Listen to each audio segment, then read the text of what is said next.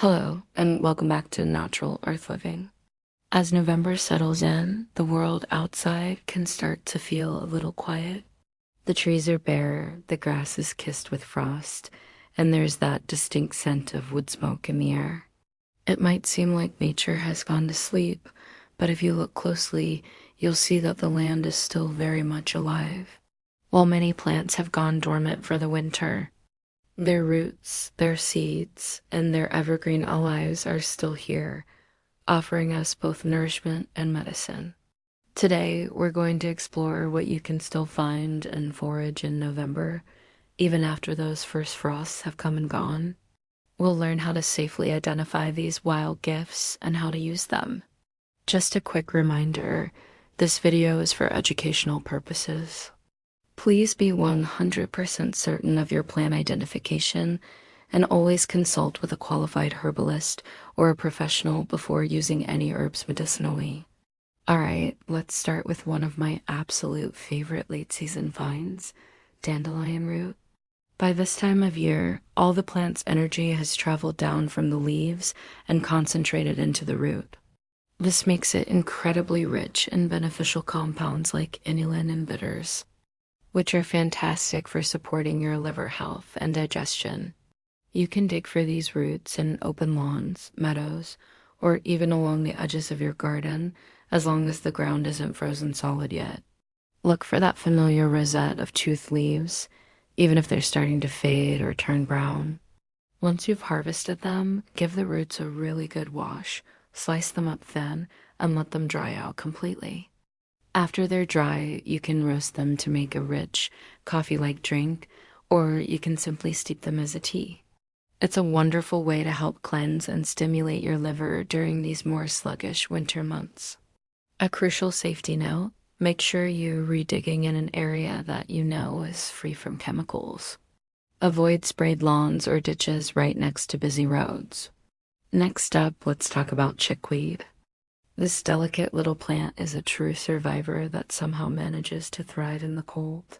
It's one of the very few wild greens you can still find fresh this time of year. You'll often find it nestled in sheltered spots, tucked away in garden beds, or growing under hedges where it's a bit more protected.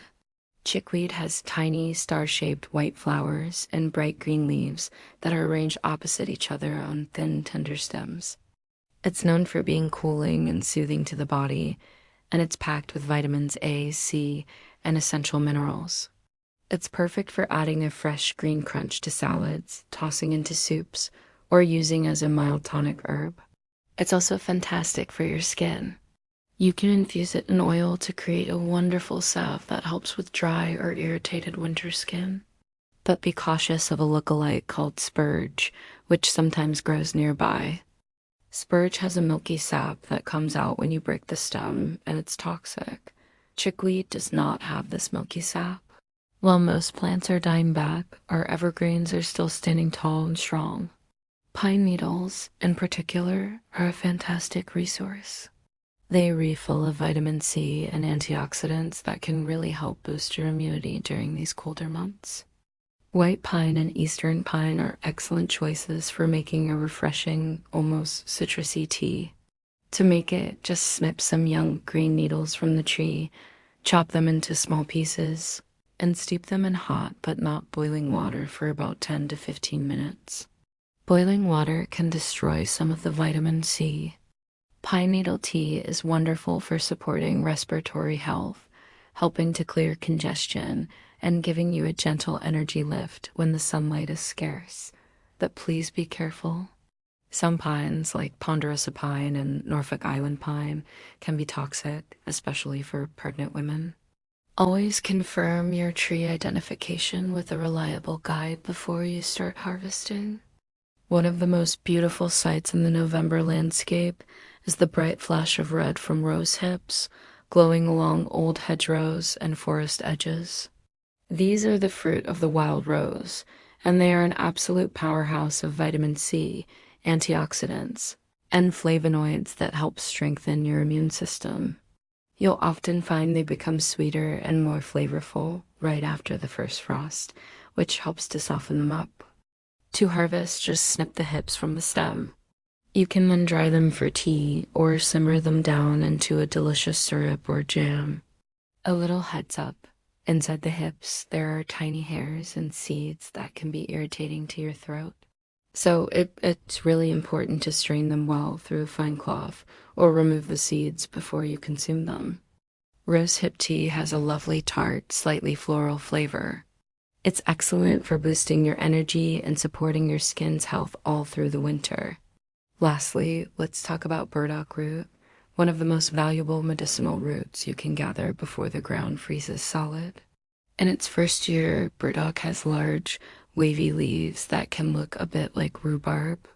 By its second year, it sends up tall stalks topped with those familiar burrs that cling to your clothing and your dog's fur. This root is a classic detoxifier. It's traditionally been used to help cleanse the blood, improve skin clarity, and support the kidneys and lymphatic system.